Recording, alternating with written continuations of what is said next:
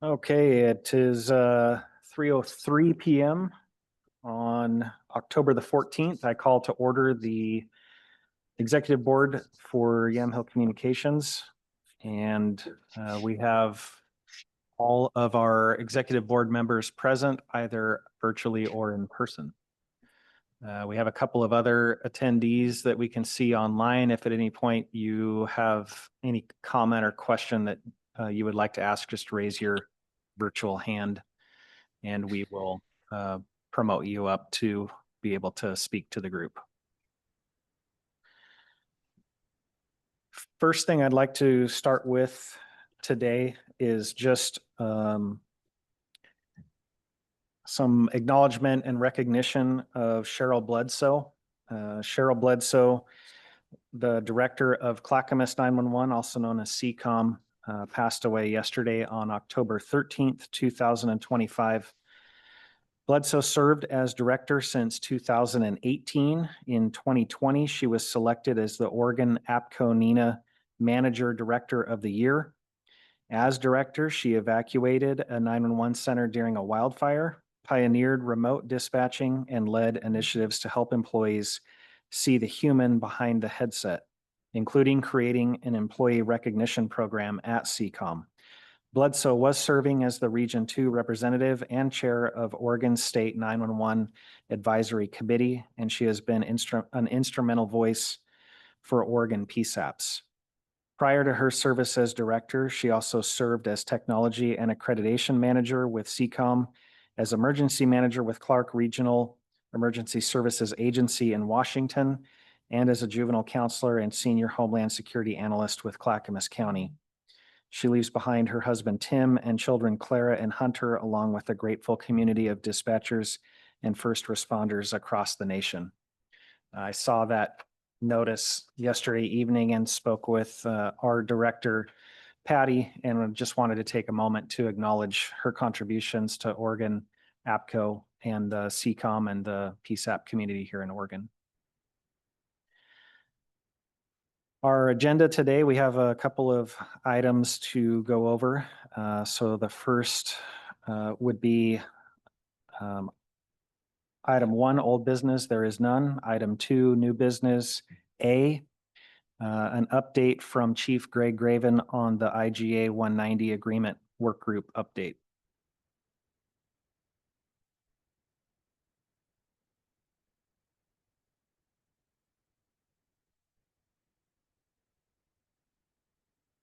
Welcome, Chief.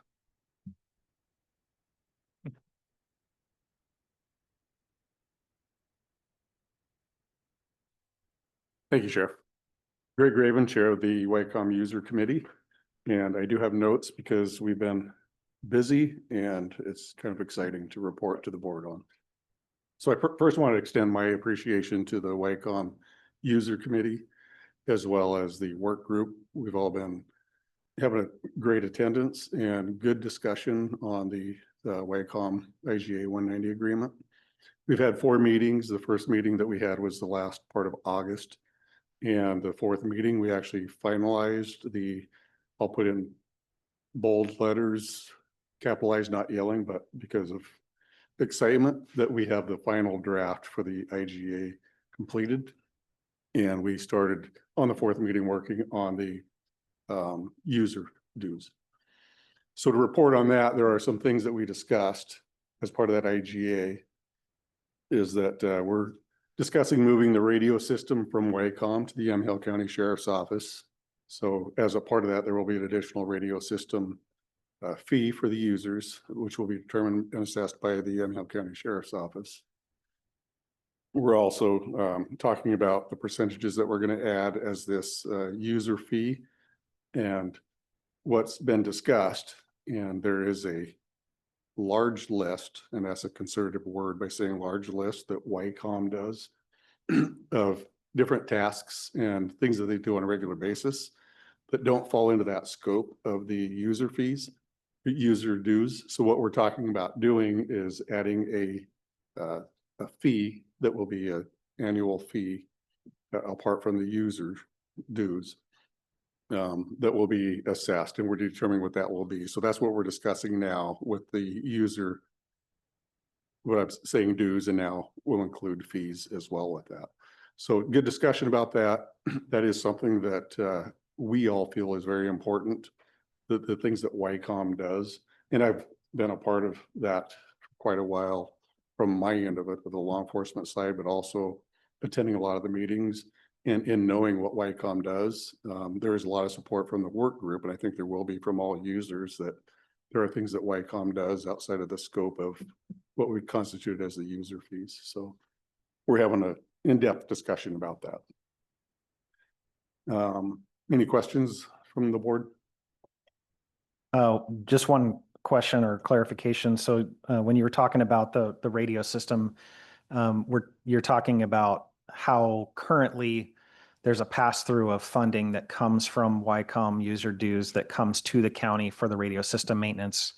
We're talking about reducing YCOM member user dues and removing that pass-through of funding that comes to the county for the radio system and having that be its own separate mechanism, I guess, for supporting the radio system rather than having it come through YCOM.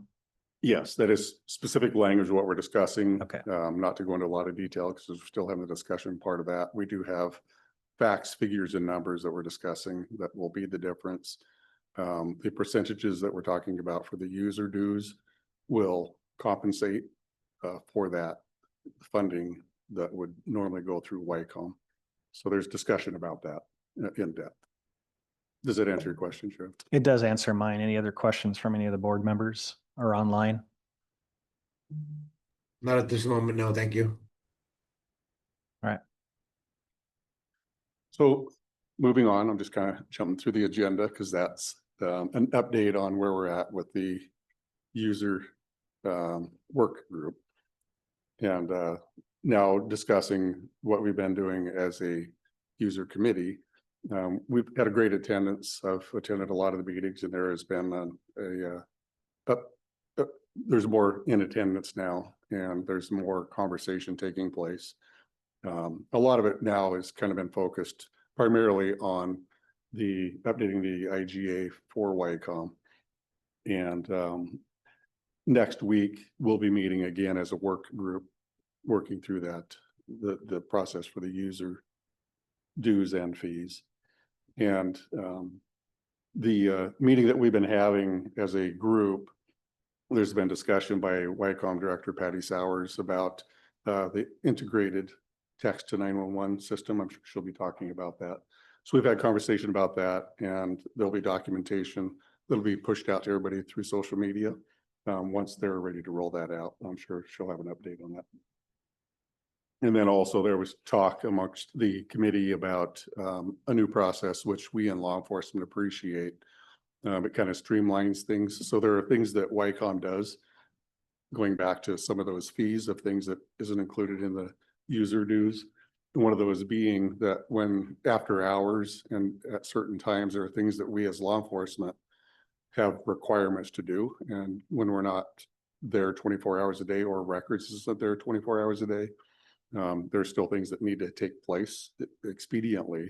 So there's a new email that's a direct email to YCOM that was discussed that will be that is implemented now. So it'll make it easier. It's one email. Things don't fall through the cracks. We can send important documentation in for specific things for data entry.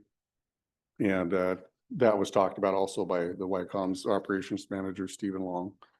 Then Under Sheriff Bowdle and Chief Wood had a discussion about we're moving to a new upgraded CAD system, and there have been issues in the past, and some of those issues I won't discuss now, but that we are all aware of, that hopefully will be resolved when we move to that upgrade. And also kind of like not having as bad of a flashback as it was with Windows XP, but Windows 10 is going into life. So we're moving into Windows 11, and there's some processes that need to take place there as well that Director Sowers is going to report to the next meeting that we have of how best to work that out for all of us as first responders. So that's all I have to report. Does anyone have any questions?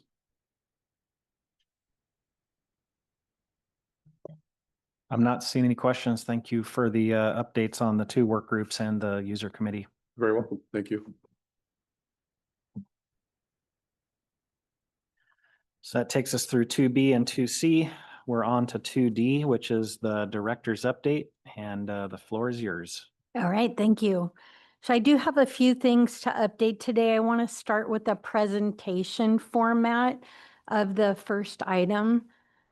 So that would be your PowerPoint. So as the director of YCOM, I am one of 2 PSAP managers within the county and one member of 3 public safety answering points who are impacted by the Yamhill County ambulance service area plan ordinance, or the ordinance and the plan that is associated with it. I am the dispatch committee representative on the ambulance service committee. And first, we have been in a long and what I would describe as an arduous process for the last 2 years. I'm challenged with updating the ambulance service area plan. Started with Yamhill County commissioning an engineering firm, Cambridge, that came through, did a study of the existing plan, extracted a bunch of data, had a bunch of meetings, and came up with the framework for an updated plan that would fulfill all of Oregon OHA's requirements for counties. So where are we at currently? Today I want to talk about 2 pieces, and it's important to let you know, of course, as a member of the ASA, I am actively participating in the entire plan rewrite. As a subject matter expert in the dispatch arena, I am particularly interested in, and today bringing forth the concern and looking for guidance from my board in dispatch metrics that have been added to the new plan and will be part of the plan if accepted by the Board of Commissioners moving forward. This, again, has been a long process. I want to shout out to Lindsay Manfred. She's the director of Yamhill County Health and Human Services. She acts as the administrator for the ASA committee. And this is no less than a monumental feat, getting this group together multiple times a year in email as well as in person. And we are currently at version 4 of the ASA rewrite. The 2 points that I want to talk to you about today, I need you to be aware that they are only 2 statements in a 192-page document. So when I speak of the impact to us and I talk about it being a great impact to dispatch, I'm a minority in the room of many stakeholders because these 2 metrics only directly affect YCOM at that table. They also will affect Newcom and Washington County 911 who are not currently at the table. However, Newburgh has worked on some of the breakout groups, Lori Steinbeck. Okay, so version 1 was submitted to the Oregon Health Authority, and they review the whole plan as presented, and then they respond back to the group with either requirements or recommendations. And this is a back and forth kind of a volley that has happened for several months. On one of those occasions, they volleyed back a requirement that our ASA plan have 2 system elements that are specifically related to dispatch. So this is the first time that we have dispatch agencies reporting out metrics or data about our performance. And those are listed up there on the screen. The first one being first suggestion or requirement, I should say, was notification and response times must be addressed and considered in the plan as follows. Notifications times must be expressed in terms of percent of calls which do not exceed a specified number of minutes. So this is the call answering data that I present to you regularly and always annually during January, February of the year. And then requirement number 2 that I've highlighted here is dispatch procedures. Their requirement is specify the time between when a call is received by 911 and the notification of the ASA provider to respond. And their example was exactly this. The county expects 90% of calls received to be dispatched within 4 minutes. And it says refer to the ambulance service providers, ASP's definition of notification time on page 6. Could you go to the next screen? So that's the task. And through many, many work sessions and many breakout groups and a lot of wordsmithing, in June, in June, this component of the ASA plan was up for discussion on June 11th with the Ambulance Service Area Committee. And that morning, I had a death in my family and could not attend that meeting. I had emailed Amy Hannathman, who's the chair of that committee, as well as Lindsay Manfrin, and this was already a tentatively approved document by OHA. And I said, I am so sorry to raise this now. However, on page 47 of the plan, we have language of our last work group that says the dispatch center notifies the appropriate EMS personnel and or vehicles within 2 minutes of receipt of life-threatening call. And then on page 48, we further say centers are required to answer requests for emergency assistance within 10 seconds, 90% of the time. That was that first criteria. And I've highlighted here, centers are required to dispatch 90% of calls received within 60 seconds. And that changes the language of what that requirement is. So one is saying emergency life-threatening calls for service. So when I go and I speak with Darcy Anklade, the program coordinator for our emergency medical dispatch, and we say, how could we meet this criteria if this is what the language becomes? We look at Delta level and Echo level calls, which are high acuity pre-hospital emergencies as defined by the International Academies of Emergency Dispatch and Medical Priority Dispatch System, which is what we have. And we look at that and we say, you know, we aren't there all the time, but we are almost there. And in addition to that, MPDS, Medical Priority Dispatch Systems, and I'm going to start calling it MPDS, also has a criteria that says call processing time. They allow for 60 seconds to determine the location and the phone number of the caller. So the criteria that we follow under our EMD guidelines say we will do it within a certain amount of time after we determine the location of the phone number. So just pointing out to you that these are not congruent statements. So we are outside of the parallel. If you could go to the next one. So at the last meeting, which she has every meeting, Lindsay provided space and availability to express any concerns. And I was one of, I don't know, a handful in the room who also had said, I know that we've already got a preliminary okay, but I saw this in this section, something that had meaning to them, and I don't think it should be there. Or it says this, but it should be this other item. So we had several of them during that meeting. When this item came up, I think I got out of, but that's okay. When this item came up, the committee, I stated my concern, and I had stated page 48 needs to read what we settled on page 47. And the committee, well, there were crickets in the room. And then Lindsay prompted, what do we want to do about this? It's the time to make the decision or not. And Amy Hannathman suggested that at the June meeting, it was the intent of the committee to go with the language on page 48, which was all calls within 60 seconds.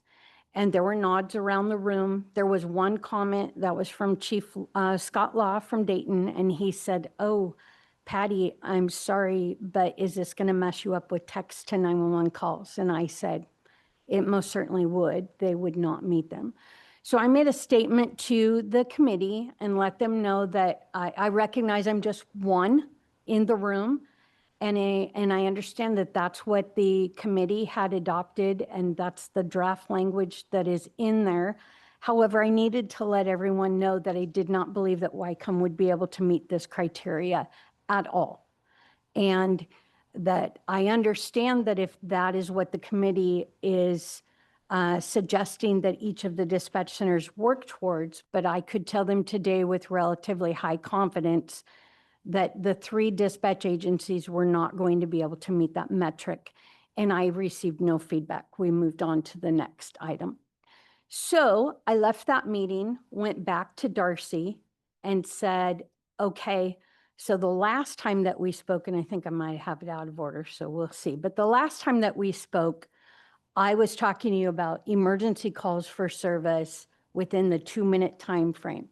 And I said, now we've gotten down to a processing time that is now saying all EMS calls within 60 seconds. And that's at the time of pickup, there's no call processing time. And I said, can you reach out to MPDS user group, which she is a member of, and request their assistance? How can we meet this criteria if this is the criteria moving forward?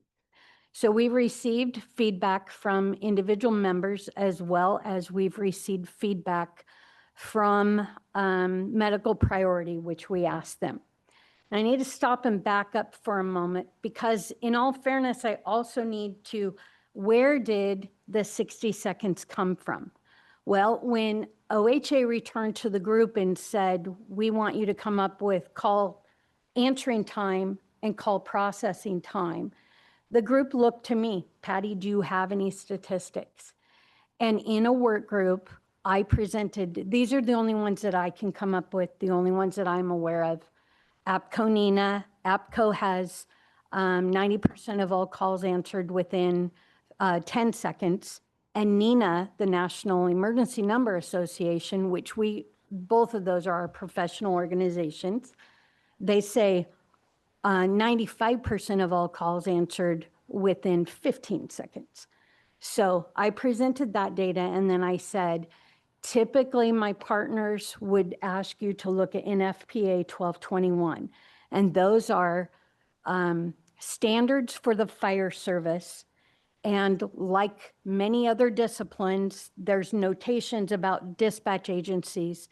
Those standards have not been adopted by APCO NINA. However, there is a mention here about dispatch processing times, and that's what my partners would usually look at. I said, I will tell you that this was internet research and looking up NFPA 1221. This is what I can tell you about it. It requires emergency alarm processing. So actually, this is the next slide, but that's okay. At the time, it provided processing of all calls within 60 seconds. I was looking at a 2016 version, and that's why I just stopped. So this information that you're seeing on the screen, we received back from our partners at Clark Regional Emergency Services in Vancouver, Washington, and they said this is an impossible standard to meet, one. And they pointed us to NFPA 1221, and lo and behold, a new standard came out in 2022 that we weren't aware of and we didn't talk about in our work group. So I just want you to know that's how we landed on that back then. In 2022, it does say for the highest prioritization level emergency events. So I may be able to go back to that Delta and Echoes if the language in the ASA plan were to change. But right now, the ASA plan says all calls within 60 seconds. Any questions so far? Okay, I'm going to keep going. I found that call processing, and then this is also from Cressa. He said, I found that call processing time is closer to 2 minutes, 90% of the time, from the point of asking the first case entry question. So they are including in there the call processing time starts when we open up ProQA and we say, tell me exactly what happened. 60 seconds for determining the location and the telephone number. Why is that important? Because today, I had Steve run the stats for me. Today, YCOM, 87% of the 911 calls that we receive come from cell phones. You don't automatically get a location. You get the closest location, XY coordinate to the phone from the tower. So it does take seconds to determine the location of the incident, the location of the phone. So I noted at the bottom of this, a 2022 updated version of NFPA 1221 added the language also that provided extensions for reports involving emergency medical dispatch protocols. That's what we use, triaging the caller's information. Foreign languages, the deaf, that's a quote, hazardous materials, technical rescue, calls that involve criminal activity that may compromise responder safety, and text messages. So we do have that caveat. If we further align this language back to 1221 as it currently is presented, which it's incongruent today. And, quote, calls that require determining the location due to insufficient information. Multiple people on the base camp for medical priorities user group pointed out that, said you can't meet NFPA 1221 anyway. However, nearly every one of your calls are going to be insufficient location because they're cell calls. And for YCOM, there's 87%. So we could go to the next one, Emily. So from Priority Dispatch Corporation, their implementations manager, they also have an NFPA committee within the corporation to address these types of criteria on their clients. And he referred us back to, it's of NFPA 1221, the standard 15.4.4.1 has a list of call types. And the sentence says life-threatening call types, and not every call for the listed types. And he says, so basically all of our echoes and a few deltas would be included in this group. He looks forward to being able to share changes to NFPA 2021 in the next edition of dispatch protocols, but he says that's going to be past 2026. We could go to the next one. So here's a list. This is actually an excerpt from 1221. He forwarded that on to us. And this is the 2022 revision. The following types of calls. Here's an imminent threat to life, and it lists. It goes on further to say fire involving a structure, explosion. It talks about 15.4.4.3 at the bottom, where the communication center employs a prioritization system. The use of selected categories, groups, and codes from that system as approved shall be included in the highest prioritization level in conjunction with. So there again, we're pointed back to, okay, the balance of the deltas and echoes in our systems in MPDS, an Alpha, a Bravo, and a Charlie are not necessarily classified in groups as pre-hospital emergencies. It comes down to the individual complaint type and then the acuity level by the key question and by the call details. Does that make sense? Looking for nods in the room. The next slide also then shows you the end of that. The following call types shall be exempted. In addition, joint responses with law enforcement, hazardous material incidents, and technical rescue. None of this language for which we have in the ASA plan version 4. The next slide. So we went back also to priority dispatch, and on the account manager sign, Ross Rushman, our account manager, weighed in and pointed us to the International Academy of Emergency Dispatch. They have a data center, and I went to their data center, and they have 368 agencies that are voluntarily, electronically, in a study program with them that they are sending call data to them. To date, they have reviewed and received over 47 million EMD calls, emergency medical dispatch calls, that were calls out in the field in the United States, and I think they're on 5 continents. This slide represents the last 3 years worth of data that they have on a dashboard, and it represents call data from 21.33 million emergency medical dispatch calls. And why is that important? Because they use this research data to determine the standards for which my staff are certified and the way in which we perform our jobs. And they do that based on scientific call history and research. So if you look over on the right-hand side, there's a third one down, it says call prioritization time. So I clicked on that. And that opens up call volume by chief complaint protocol. Actually, that was the one before, but anyway, so one of the data sets that we're looking at here is the last 3 years worth of data, over 21 million calls, and it breaks down the calls that by final determinant code, how many there have been out of the 21 million over the last 3 years. Information that is available to us. And we see at the very top, the 6-person complaint type happens 17% of the time out of 21.3 million calls. Very interesting data that we have access and available to us. Just planting a seed here, these are data points based on 21 million calls for service that you could get a dispatch metric from if that's what you were looking for. We could create goals with our center. I looked at that and I went, wow, we have been focused, Steve, on high acuity.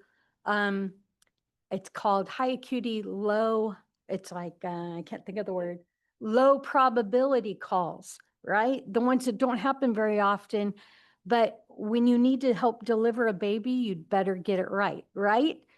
But this tells me we need to spend some refresher training on the generic sick person call, because that's going to happen 17% of the time if we are with the median range.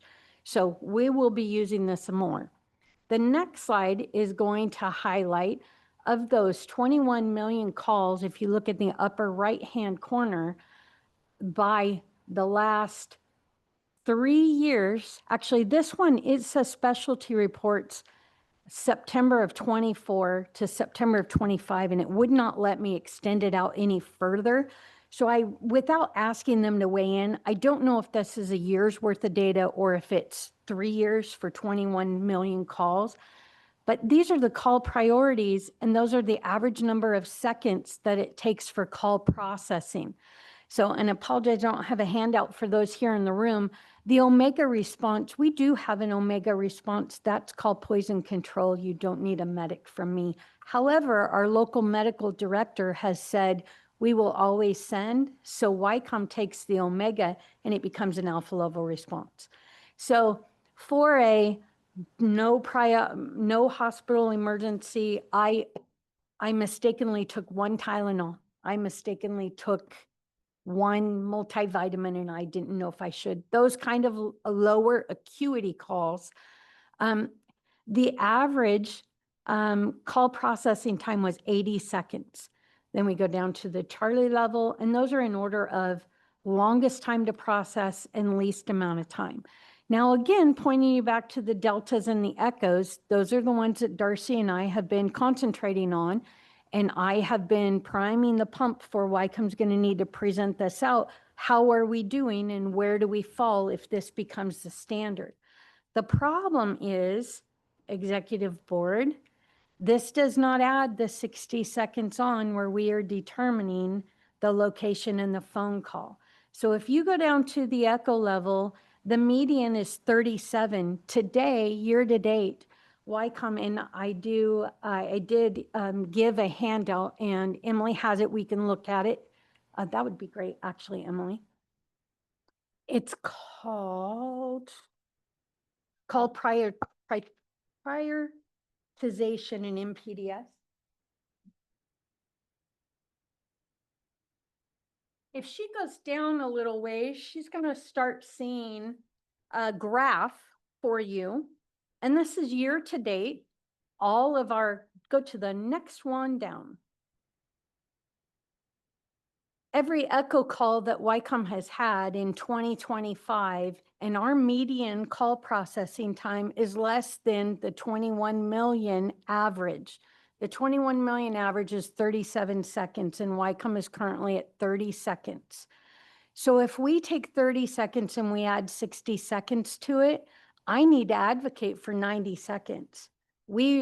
If we take 30 seconds and we add 60 seconds to us, again, YCOM will never meet this criteria. It is unreachable for us. If we go down to the delta levels, that's the next one down. YCOM is currently at a 1 minute, 4 seconds. So on that other chart, it was 64 seconds. And I believe that the other chart over the 21 million was still up about 70, might have been 67%. When we look at this over the course of the year to date, YCOM is currently, our median range for call processing time of all of these delta level responses that we have, these are pre-hospital emergencies. It took us 1 minute and 4 seconds. And you can see, as you go down the list, there was a minute 57 seconds on a burn. There was a drowning that took 2 minutes and 7 seconds. So it most certainly is the median, and I would be reporting out what our average call processing time is.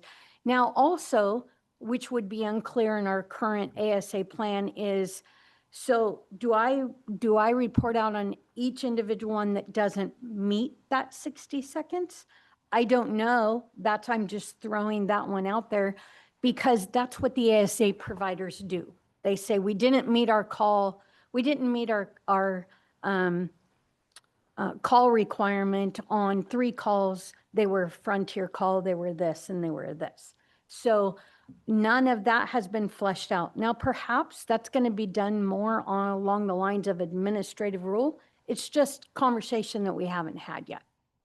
We could go back to the presentation, please. The last note that I would give you as far as YCOM specific data is that overall for 2025, so far this year, we've processed 7,884 medical calls, and our average call processing time across every determinant level is 1 minute, 15 seconds.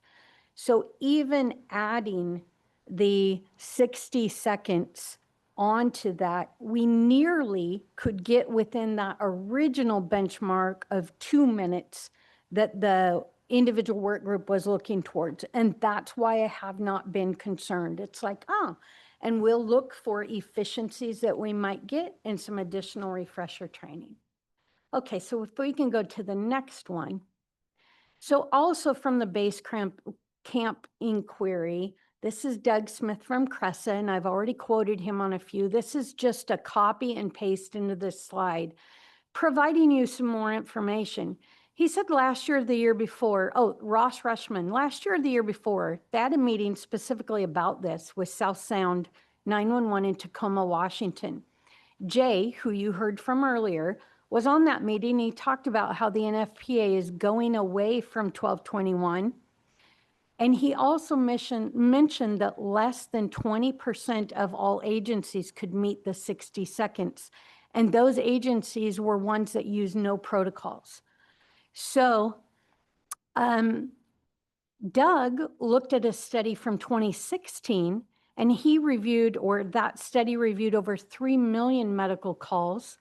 And it found that those with the highest acuity level, highest in my world, prioritization, so the echo level, they were answered 90 seconds, 91% of the time. Well, YCOM's hitting the 30%. That's why I tell you repeatedly, I am very proud of our staff and how hard they work to meet these guidelines and how stringent we do and robust we do have an EMD program. It pains me to hear people in a public meeting say we don't triage calls correctly. That's for the next part of my director's report. So he says, it is important to note that the study did not include the time for verifying the address and callback number. So again, if we did throw the 60 seconds onto where YCOM's meeting and we look at the $3 million or 3 million medical calls, YCOM is right there. They said 91 seconds or 90 seconds, 91% of the time, and we're meeting 90 seconds, 100% of the time year to date in 2025. So he said it very plainly at the very end, which is what we have came up with through every resource that we have so far. If all they want to do is send the cavalry lights and siren to a given address on medical calls with no triage or information for responders, then your ASA's plan standard is achievable. And if you could go to the next slide. So that's why I'm here today. One, updating you that these conversations are going on. But I'm looking for a path forward, not only as an ASA committee member, but as your director, I'm looking for some direction from the board. Because the conclusion from all of our subject matter experts, as well as the data we have and medical priority has, is that if I'm going to meet this new metric, if the Board of Commissioners accept the ASA plan as written, and there were some other minor changes that were going back to OHA and then going to be received in. So it's primed up to be ready to present. And if it's adopted by the Board of Commissioners, I need to let you know that the way that I will accomplish that is by stopping medical triage at YCOM. Emergency medical dispatch, as you know us to do and as I've reported to you for many, many years, would have to stop if it's the intent of this board that I try to meet the standards set. Alternatively, I would be required by the ASA plan to report out every 6 months that we are not meeting the standard, and this is why. There's another, so if so, my recommendation to you would be to discontinue triage. And when we answer the phone, 911, police, fire, or medical, we would change that to 911, police, fire, or ambulance. And when they say ambulance, we would send them out. And that's how we could meet that. Because it's going to take us almost 60 seconds to get the location and the telephone number. And if we're going to meet it out, there's no time for triaging anything else. We are, if in doubt, send them out, which is one of the laws of emergency medical dispatch. So if your answer to me and your direction to me is no, that's not what you want to do. You do want to continue the emergency medical dispatch protocols that we have in place at YCOM and the quality assurance program that we have in place, then I would propose that I place these concerns, this presentation attached, in a formal document that I can provide to Lindsay Manfrin, the ASA administrator, as well as the commissioner, Commissioner Mary Sterrett, who sits on the ASA committee as a liaison, and let them know that while we recognize as an organization that I'm just one vote in a room, we have grave concerns over adopting a document, putting a policy in place that does become the local ordinance and law that we know we cannot meet. We would serve notice that we're unable to meet and we're highly concerned about adopting with a standard that we know is not attainable. And finally, there's one more component, and throughout, again, I have tried to respectfully participate. It's 192 pages, and you know that I'm a wordsmither, you know that I'm detailed oriented, and you know that I'm a changer of language. And I brainstorm, and I have a different thought process than many and most textbooks. And I will combine sentences. I have provided information where appropriate along the way. And it's a committee that votes and has adopted a set of metrics and has adopted a draft document and also passed forward a recommendation at the last meeting to send this on to the Board of Commissioners. The final thing that I want you to know is I yield to the fact that I have been outvoted or,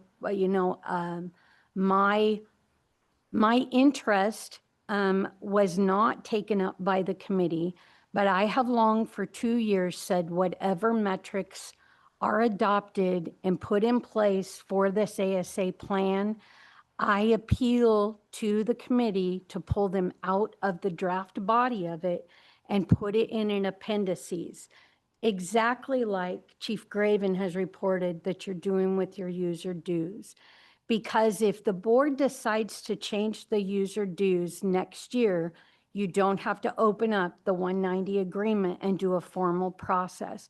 And Christian Bonnet's county council has advised the committee on multiple occasions that if we want to change a metric that's in the core body of the ASA plan, that will require some level of opening it up for review. And what is the risk reward? You could open it up and just do page 47 and 48. I don't want you to think that I'm telling you that we could not. The ASA committee could do that. And then they ship the document to OHA. And they could ship pages 47 and 48 to OHA, which we are doing right now in version 4, and they may accept it. Okay, we'll look at these two. Okay, yes, we'll sign off on them. On 2 different occasions, I believe, I know at least 1 and I think 2, in version 1 and 2, we shipped the document to OHA and asked them to look at the red line, the new area that we had made changes. And they did that, and then they went back and looked at section 1 and 4 and 14 and said, and in addition to weighing in on what you just did, we'd also like you to go back and now look at this, which had been prior approved. So there's your risk reward, and that would be why I still today believe that that was a mistake leaving those in the body. Again, to the board that I answer to, I'm just a member at ASA, and I respectfully understand that. I have no desire to go in and be a bull in a china cabinet. That's how I have proceeded to date. But I'm telling you, for the last month now, I'm sitting on this document and going, we just cannot pass this forward. This organization, I am requesting some direction from you. Do we change the way we do business to try to meet this ordinance, or do we appeal to the body one more time to change the dispatch criteria to something that could be accomplished by us as well as the other 1 or 2 dispatch centers, depending on how they process them? I will open it up and then provide the other board members an opportunity to weigh in before I do. So if any of the rest of the executive board members have any feedback or discussion regarding some direction for the director on how YCOM should proceed.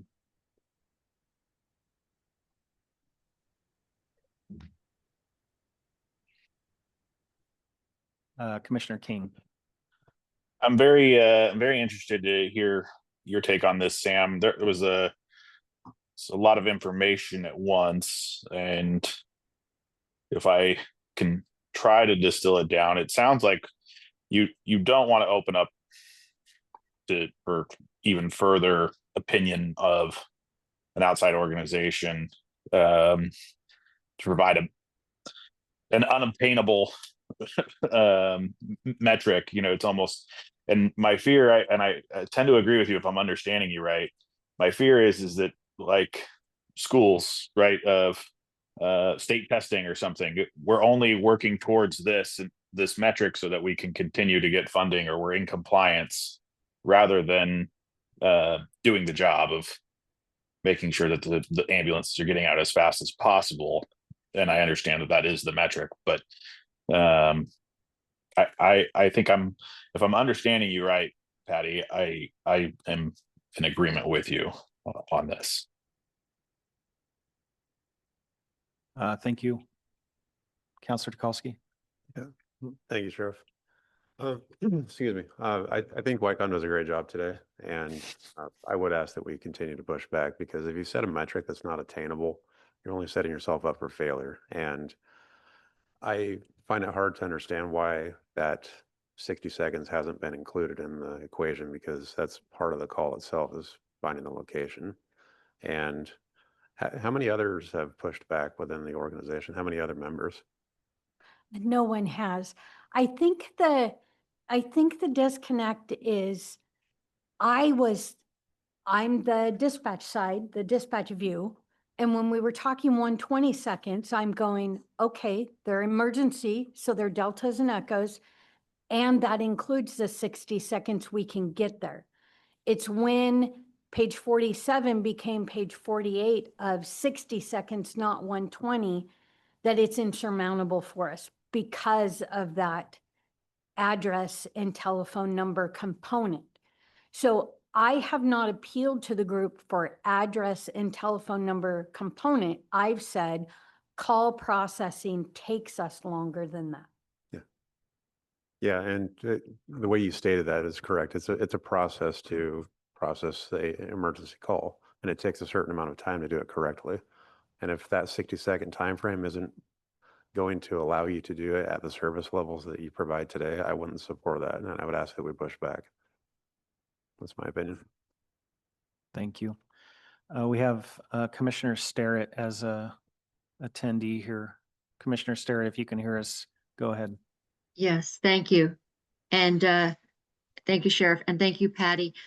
During those meetings, we had a few little minor changes, and a couple of the things that a lot of what you pointed out really did get drowned out by the volume of people in the room who were not representing dispatch.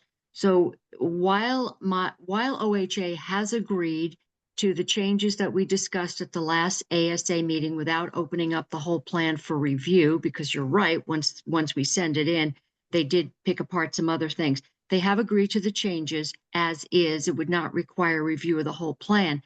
But while this is scheduled for discussion on Thursday, my recommendation is there are significant enough concerns about this that I will recommend that we pull this from the agenda on Thursday for reconsideration by the ASA, and that we really spend, I know you spent a lot of time on this, and the information and the research is really pretty much, it's non-negotiable, and it's pretty empirical.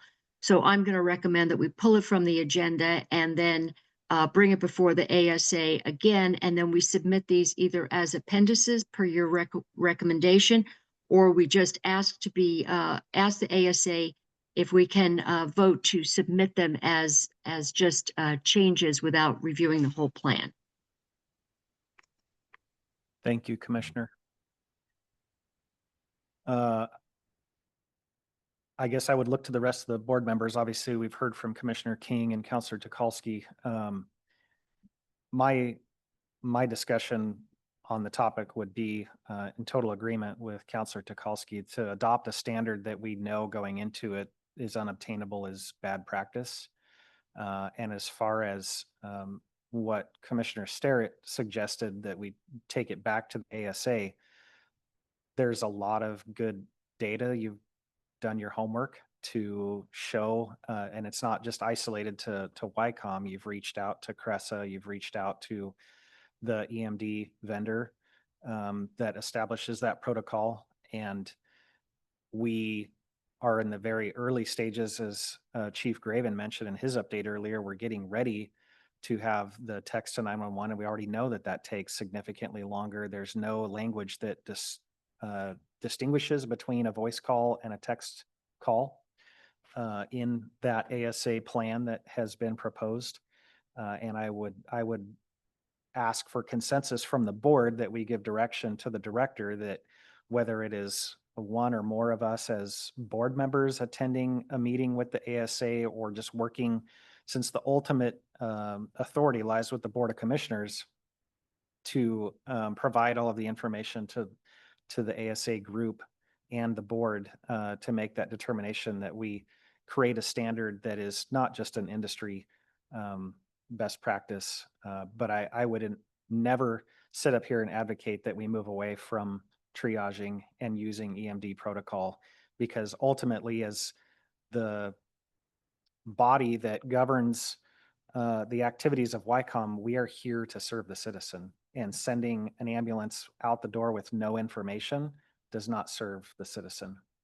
And so I would look to the rest of the board for consensus that we work with the director in whatever that necessitates, whether it's meeting with the ASA or participating in those discussions and with the Board of Commissioners to try to get a more appropriate standard in the plan. I'm seeing nods from the two members here. I'm absolutely on board with that, Sheriff. Yeah, I also support that. I am too. All right, that's a unanimous. Thank you all Motion. for your words and for your guidance. Thank you, Commissioner Sterrett. I have not seen the board agenda for Thursday, so I was quite shocked. I'm very glad that I came to the board today and that you have attended.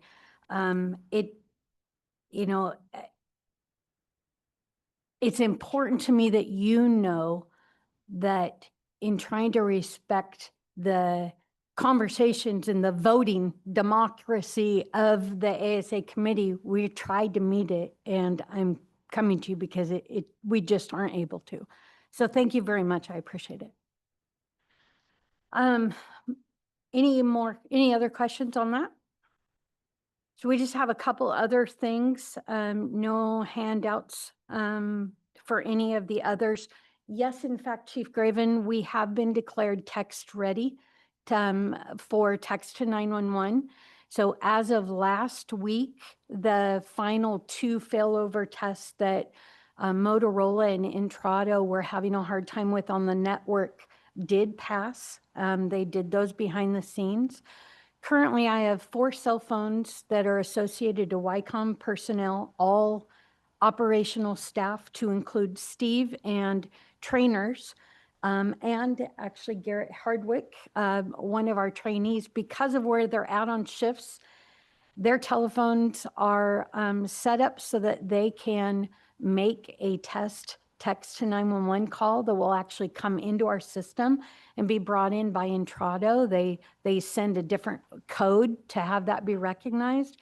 And we have a staff meeting coming this next week. We're going to launch with everyone that practice time, and have actually already started that, so that they can sit on shift and literally send text calls back and forth and interact with our Vesta workstations to make sure that we are confident and comfortable when we receive a live one.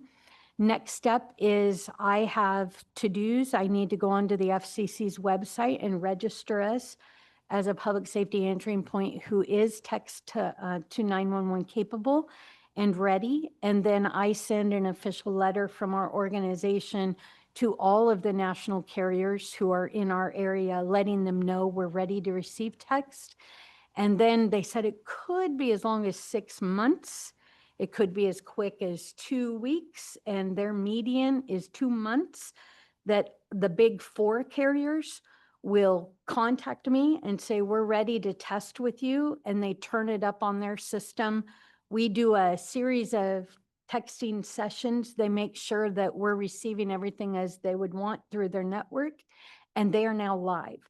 So this is a piece where I've been briefing you that it is a phased in approach, because today I can receive texts. However, no one is sending them to us. Today, Verizon is sending a bounce back to the person telling them text is not available in your area.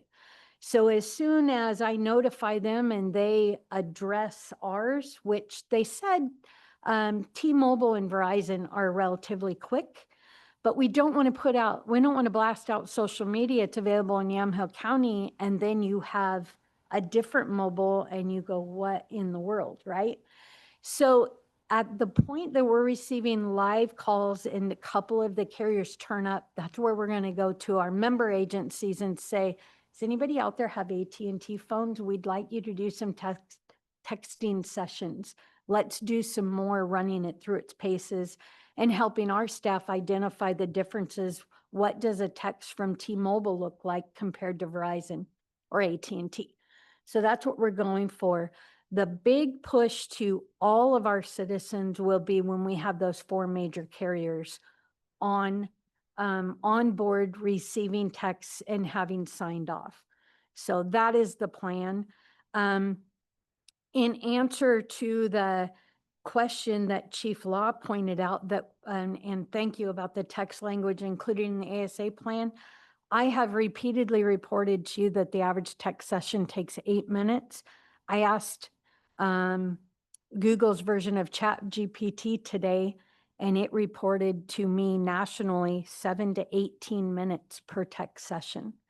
So our motto and our marketing will continue to always be call if you can, text if you cannot. A voice call is under 2 minutes. So, and especially when you think of that determining a location and how many back and forths might have to happen on a text, you know, how many times have you contacted your kids? Well, where are you at? I'm here. Are you home or are you at school? What does that mean, right? We expect those kinds of conversations to occur too. So that is your update on text to 911. Are there any questions? It is very exciting because of the pilot that we and Clackamas County partnered to do. So YCOM is the first integrated text to 911 where there was no over-the-top solution.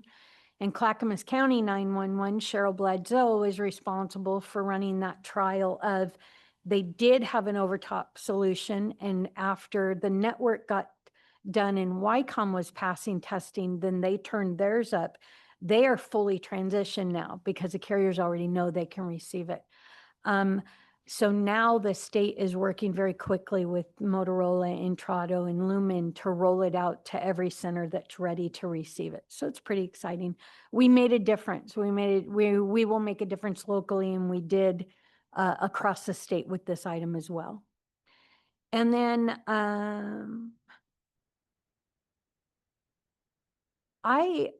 Steve and I, it seems like it's been so long, and it has. It was back at County Fair time. Steve and I attended last month an after action on the propane tank event that occurred up at Wilco Farmers. And I thought I would let you know because to us, it's business as usual. And we each presented a piece as we went around the room. Who are you and what was your part? And I said I didn't have direct activity, but I brought you some statistics. And as I gave the statistics, it was noticeable how impactful they were to the room. And I thought, I need to share these with you. So the impact to the center of that one event, the call came in to YCOM. The first call came in at 2:56 p.m. It was dispatched at 2:57, 34 seconds later. We had responders on the way.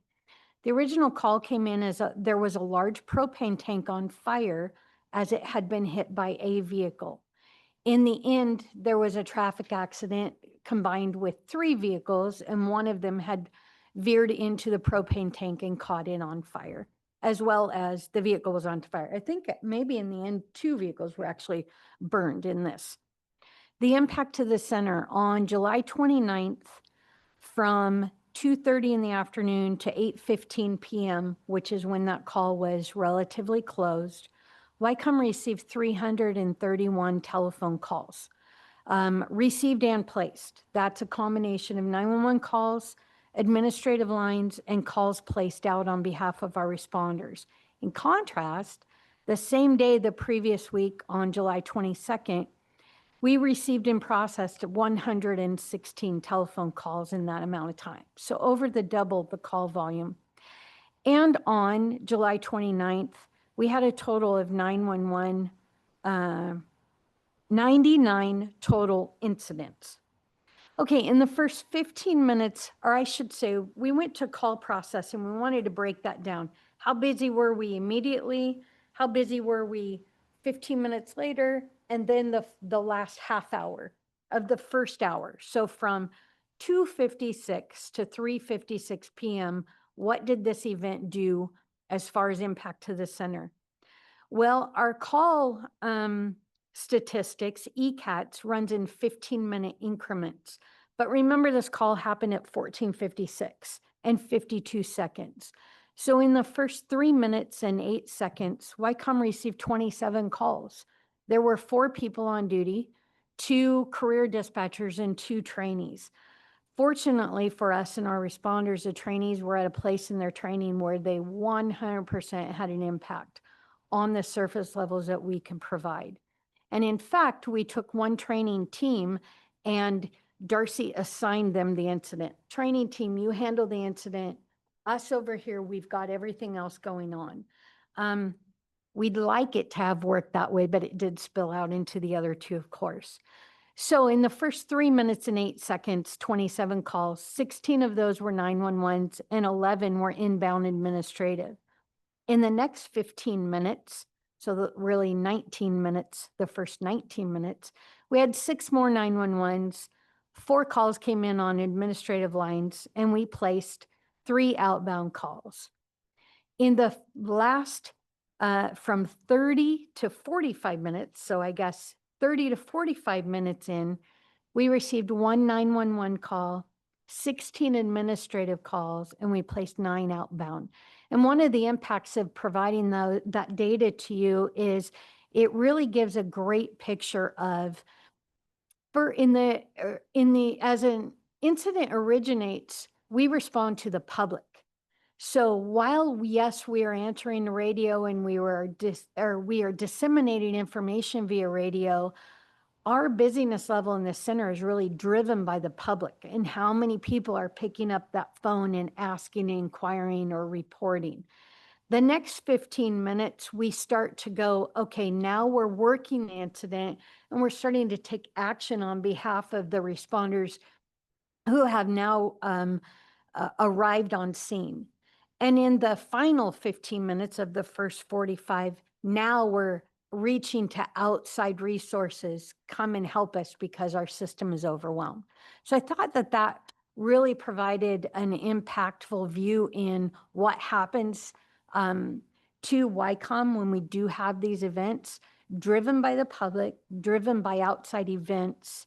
We take action, and we've got this crossover period where our business is literally 50-50 for the responder in the field who's helping the public and still responding to the public.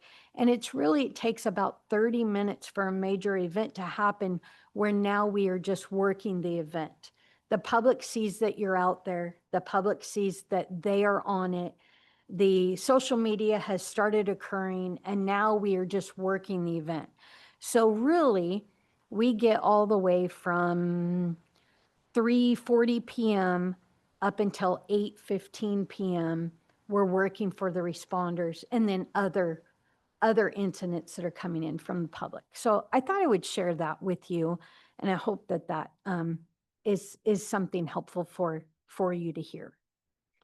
So the last thing that I have is actually, I'm going to defer over to Steve. I asked Steve if he would give a quick staffing update to you before we close out today. So his operations report will be on staffing. Okay, so the first thing, Melissa, one of our trainees, has been signed off. She's now solo status. She's working a training shift for the next couple of months, just to make sure we've got her where she needs to be. That also helps out adding an extra person on swing shift during our busier times. We're also planning on hiring this week for the 2 remaining positions that we have, hoping those will start in January of 26.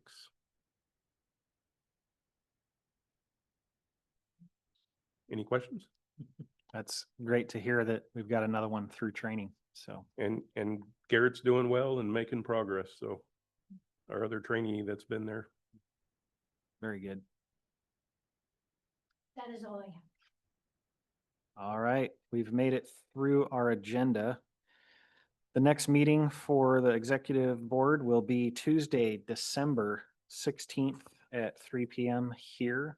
Is there anything else from any of the other board members before we adjourn?